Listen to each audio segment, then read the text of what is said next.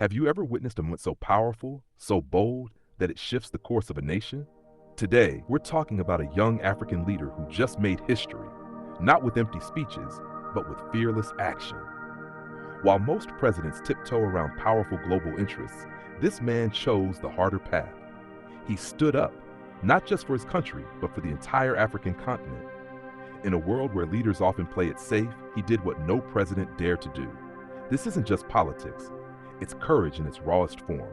It's about pride, dignity, and the spirit of a new Africa rising. This isn't a story of rebellion. This is the story of honor, of a man who looked at the path everyone else followed and said, "Not me, not anymore." He didn't just lead with his words. He led with his chest, with bravery, with action. And that's why the world is watching him now, not with amusement, but with concern, because they know if one African nation stands up, others will follow. If one president breaks free from control, others will realize they can too. This isn't about one country, it's about all of us. It's about you. And by the end of this video, I promise, you'll feel that fire in your chest too. So if you believe in a strong, free Africa, if you believe in dignity, sovereignty, and true leadership, hit that like button right now. Share this video with someone who needs to hear the truth. And don't forget to subscribe, because stories like this deserve to be told, and we are just getting started. It started with a single decision, one that sent shockwaves across the continent. This young leader, barely in his 40s, took the podium and said what most presidents wouldn't even whisper. He announced that foreign military bases on his soil would be shut down, not reduced, not negotiated, shut down, period. The international community didn't see it coming. Analysts called it reckless. Others called it suicidal. But the people called it brave. They called it overdue. And for once, they felt seen. For decades, foreign military bases have dotted the map of Africa. They said they were there to fight terrorism. They said they were helping. But how can help come from the same hand that supplies weapons to both sides?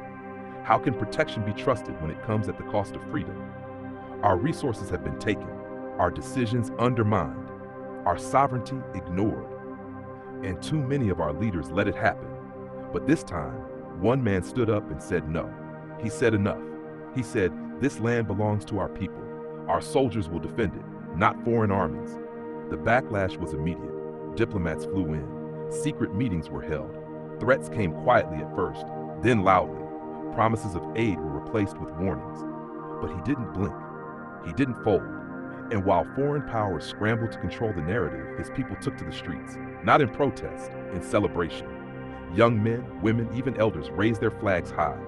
They marched, they danced, they chanted his name, not because he was perfect, but because he was finally doing what no one else had the courage to do.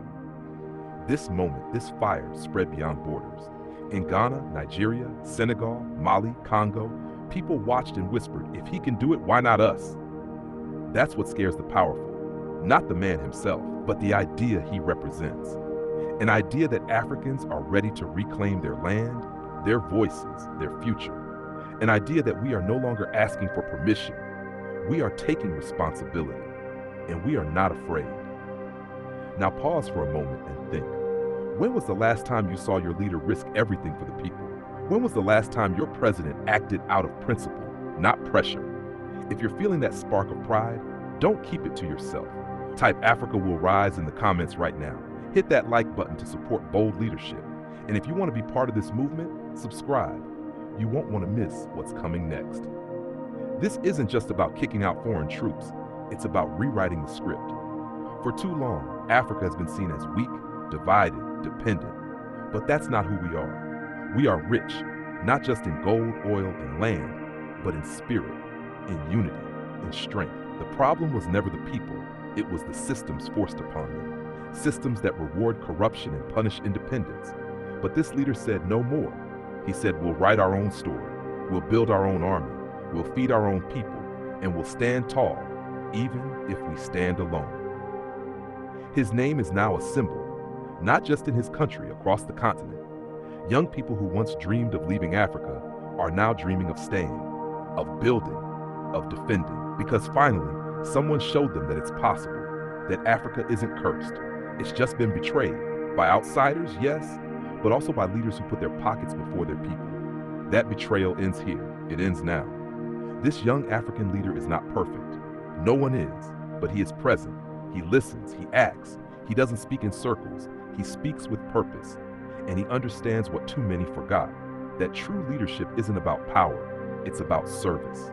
It's about standing in the storm and refusing to move, even when the world tries to push you back. And yes, he's made enemies, real ones. But that's the price of change. That's the cost of courage. The louder the threats, the clearer the mission. The more they try to stop him, the more we see how much they fear a free Africa. And that should tell you everything you need to know. So here's the challenge. Are we just going to watch from the sidelines? Or will we rise with him? Will we speak up? Will we support the movement? Because he cannot do it alone. No leader can. A revolution is not one man. It's a people deciding that enough is enough, that silence is no longer an option, that dignity is not up for negotiation. If you're with us, if you believe that the time for African pride is now, comment below. Share this with 5 people. Talk about it in your schools, your mosques, your churches, your markets. Let the world know Africa is awake, and we are not going back to sleep. Before we end, take a second to imagine a continent where every leader has this kind of courage. Imagine the respect we'd command. Imagine the unity we'd achieve. That's not a fantasy, it's a goal, and it starts with supporting those who take the first step. So again, if this video moved you, do something about it. Like this video. Comment Africa will rise.